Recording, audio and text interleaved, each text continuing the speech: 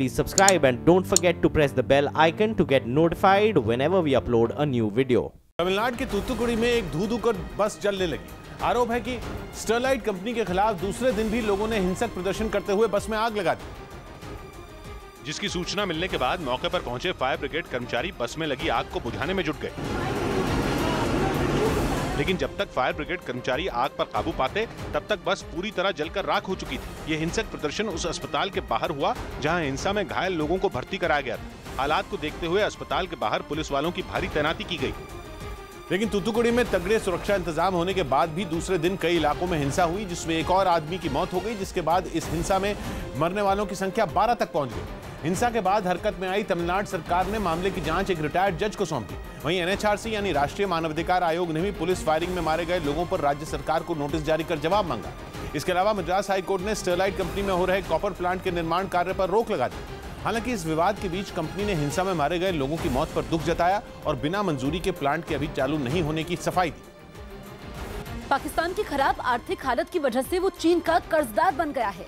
London के अखबार the financial times को स्टेट बैंक ऑफ पाकिस्तान के गवर्नर तारिक बाजवा ने एक इंटरव्यू दिया, जिसमें उन्होंने बताया कि पाकिस्तान आर्थिक संकट के दौर से गुजर रहा है और इससे उबरने के लिए उसने चीन से करीब 6,800 करोड़ रुपए का कर्ज लिया। अगर पाकिस्तान ये कर्ज नहीं लेता तो उसे मदद के लिए IMF यानी इंटरनेशनल मॉनेटरी फंड के पास जाना पड़ता और वहां चाइना पाकिस्तान इकोनॉमिक कॉरिडोर के लिए मिली आर्थिक मदद से जुड़ी पूरी जानकारी देनी पड़ती। हालांकि चीन और पाकिस्तान दोनों ही उस प्रोजेक्ट से जुड़ी जानकारी को सार्वजनिक नहीं करना चाहते हैं, इसीलिए चीन से चुपचाप पाकिस्तान को भारी भरकम कर्ज दे दिया गया।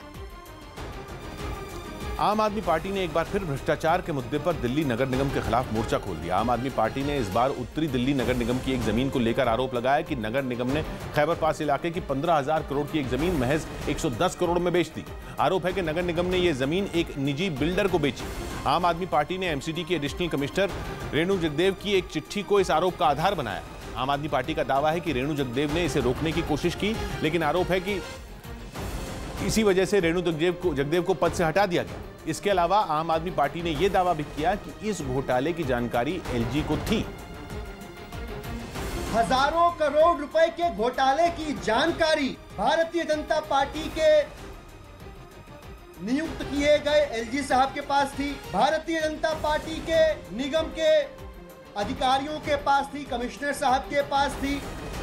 वहीं आम आदमी पार्टी के आरोपों पर NDMC के मेयर आदेश गुप्ता ने दावा किया कि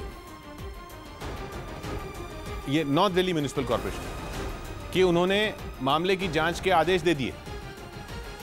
बिल्कुल जीरो टॉलरेंस के मामले में प्रतिबद्ध है और उसमें किसी भी तरह की कोई भी आरोपी होगा उसको हमारे तरफ से हमने एक जांच कमेटी बिठाई है।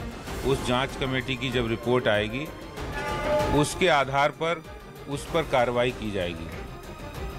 मुंबई के कोंडा रेलवे स्टेशन पर एक महिला ट्रेन पर चढ़ते वक्त नीचे गिर गई। गनीमत ये रही कि हादसे के वक्त जैसे ही ट्रेन चलने लगी, लोगों ने उसे खींच लिया, जिससे महिला की जान बच गई। घटना की तस्वीरें स्टेशन पर लगे CCTV वीडियो में कैद हो गई।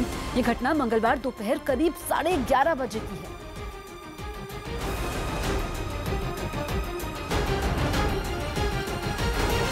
सड़क हादसों में घायल होने वाले लोगों की मदद करने वाले लोगों को इनाम देने की दिल्ली सरकार की योजना लागू हो गई है। ये योजना दिल्ली की कैबिनेट की मंजूरी के 18 महीने बाद लागू हुई।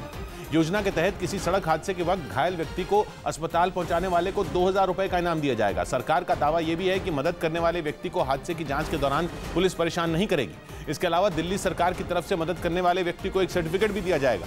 हादसे के बाद घायल को अस्पताल पहुंचाने वाले लोग अगर एक से ज्यादा होते हैं तो इनाम की राशि के 2,000 रुपए भी मददगारों में बराबर बांटे जाएंगे। योजना को लागू करने के लिए जो तरीका बनाया गया है उसके मुताबिक जब भी सड़क हादसे में घायल किसी व्यक्ति को अस्पताल पहुंचाया जाएगा, उसी वक्त मददगार को अपना नाम, पता और बैंक अकाउंट नंबर देना होगा। फिर ये जानकारियां जिले के CDMO यानी चीफ डिस्ट्रिक्ट मेडिकल ऑफिसर तक पहुंचाई जाएंगी और CDMO की सिफारिश के बाद मददगार के बैंक खाते में इनाम के 2,000 रुपए जमा करा दिए जाएंगे। दिल्ली की सड़कों पर हर साल तकरीबन 8,000 सड़क हादसे होते हैं, तो हर साल सड़क हादसों में करीब 1,600 लोगों की जान चली जाती है और 15 से 20,000 लोग ऐसे हैं जो सड़क हादसों में जख्मी हो जाते हैं। दिल्ली में ऐसे कई हादसे हुए हैं जब सड़क पर मदद की गुहार लगा रहे घायलों की मदद करने के लिए कोई आगे नहीं आया। लोगों के बीच बढ़ रही इस संवेदनहीनता को कम करने के लिए दिल्ली सरकार ने इस योजना को शुरू किया है।